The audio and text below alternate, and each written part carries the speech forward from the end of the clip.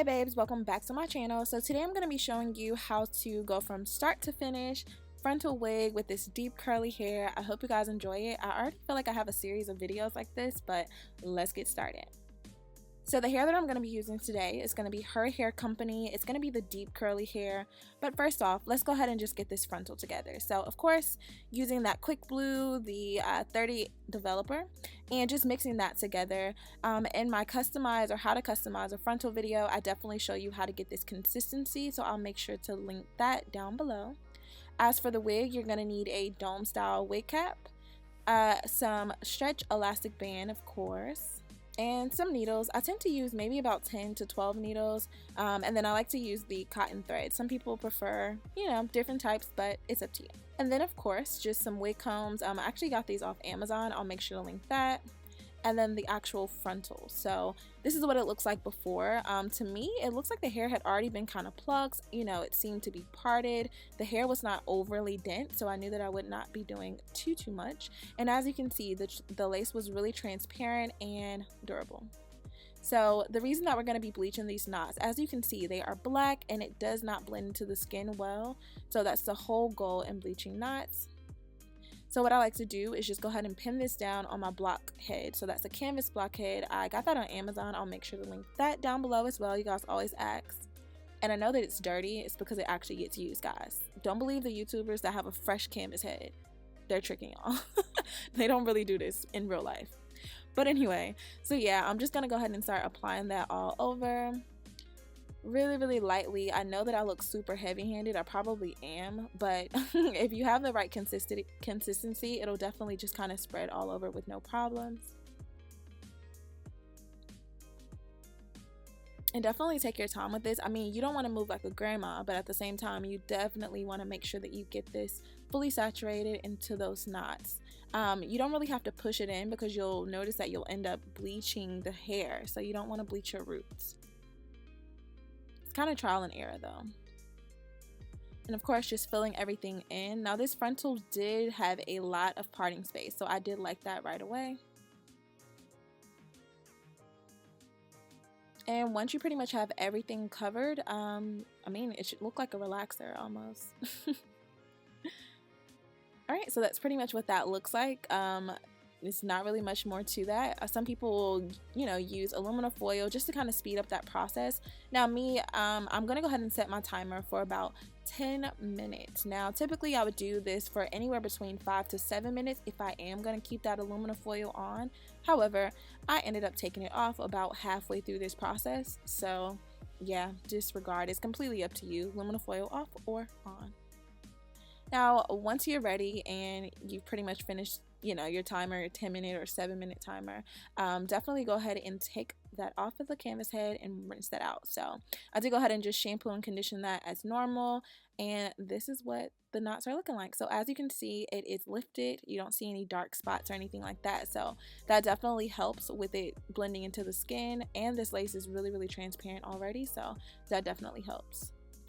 So on to customizing. As you know, part of my lace front or lace frontal series, I did show you how to customize these wigs. Now again, this one actually came pre-plucked from my understanding, or just the way that it looks. And as you can see, I don't really have too much to do, so I'm literally just going to kind of lightly go through this. Just kind of, I don't know, sporadically pull out hairs, nothing too crazy.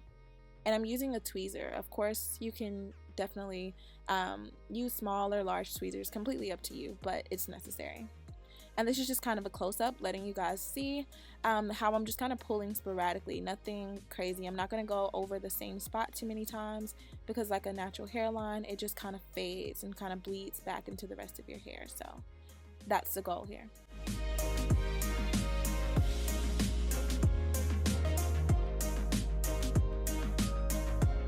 And as you can see, that's already kind of made a difference.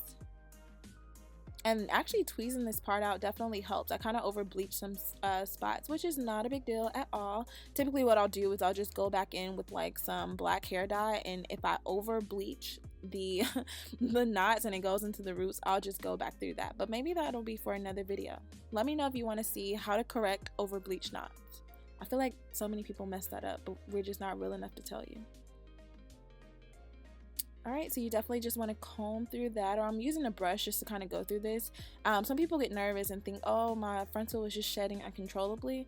No, it's pretty normal, especially if you tweeze out that part area. It may take a few days of just kind of constant brushing before all those hairs are just actually completely out.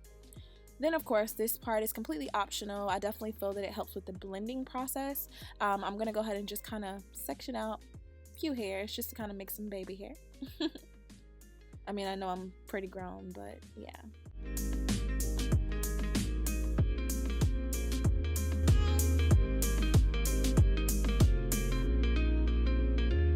And of course, once you pull that out, you can continue to tweeze. Like I said, the goal is to make everything bleed into each other. So with curly hair, of course, it's a little bit more dense, but you get the picture. And I just take a razor comb. You can find this at Sally's, any beauty supply store, I feel like, just to kind of make those hairs sporadically pull out. You don't want anything too defined because it just kind of looks awkward.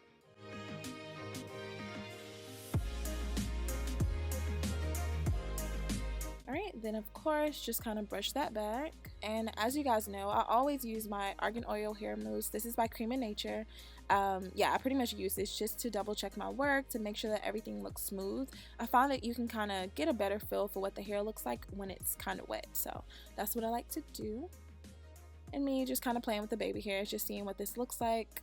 Nothing too crazy, but I was pretty happy with the way that I tweezed it. I didn't over tweeze, but I didn't feel like, you know, it was too dense at the same time. I definitely wanted to make sure that this curly hair stayed as full as possible. So, on to making the wig. Alright, and that's pretty much it. So as you can see, this is the customized one, and before, not customized, not too shabby, but definitely not my style. And then of course, fully customized. Alright, so on to the wig. Of course, I'm taking my dome style cap. You guys can use a multitude of wig caps, completely up to you. I don't want to cause a big fuss about that. But lately, I've just kind of liked these, especially the mesh dome caps. It's a lot more breathable.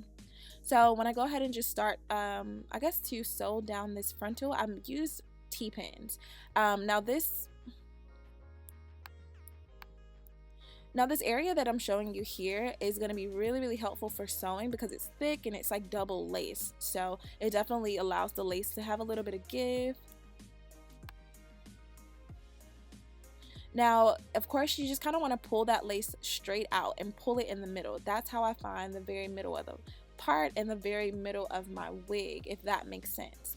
I'm literally going to place the frontal just in front, like literally a little bit in front. So the front of the hairline will be almost in front of that wig cap, taking these little sides where it's double lace, and that's my guide to know how far down to pull that on the wig cap. The extra lace, I just let that hang because usually it's going to fall past your ears, and that's typically what you're going to end up cutting off. So some people make the mistake to sew that down and then their wig is like super duper loose. So yeah, you definitely just want to kind of use those double laced areas as your guide, and you just want to pull that as tight as possible against the dome head, of course. And here I'm just kind of showing you that area again, and I use the T-pins just to kind of secure everything. So the goal is for the lace closure part to pretty much become an actual wig cap. So that's the reason that you put that a little bit in front of where that dome cap starts. And then of course I'm just going to go ahead and just start sewing that down. So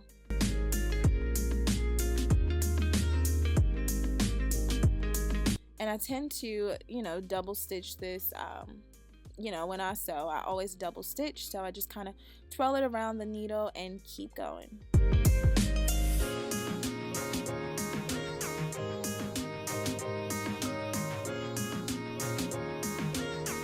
And as you can see, the hair is just kind of falling right literally where that wig cap starts. So there you go. So that you can see that. And that ensures that it fits your head properly. Now when I sew, I tend to not like to sew directly on that band just because it can kind of mess with the elasticity. But if you're good, you'll be able to sew right above where the elastic band is on the inside of the dome cap. So that's what I'll be doing. And I, you know, typically I would also double my tracks, but because this is curly hair, I didn't want it to be entirely too full at the bottom and then just kind of weird at the top. So I did go ahead one by one, track by track, so just literally keep flipping these wefts until I got to the top.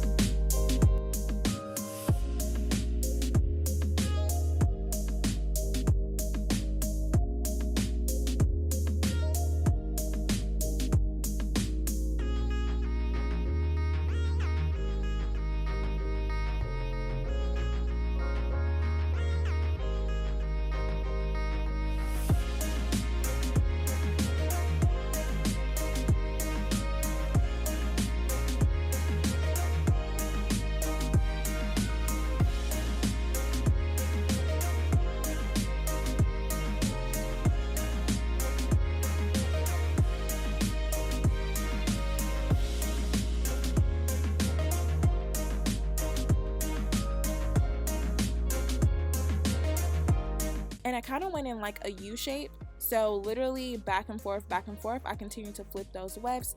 In her hair companies, these wefts are extremely thin, so it made it really easy just to flip and keep going. And once I got to the top, of course, I just filled that in. And for that very last track, literally same little U part shape, and then I just literally flip it over and sew it down.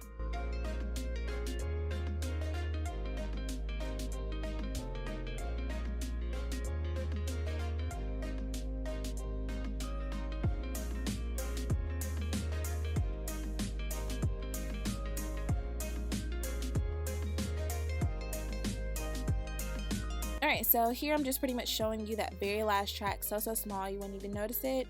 And then of course just use a little bit of hair to cover it, and it's curly so it's pretty much going to cover itself. But yeah, everything else is seamless on the sides. I don't know why I didn't show you that, but here is pretty much where I'm going to go ahead and just cut off the dome cap.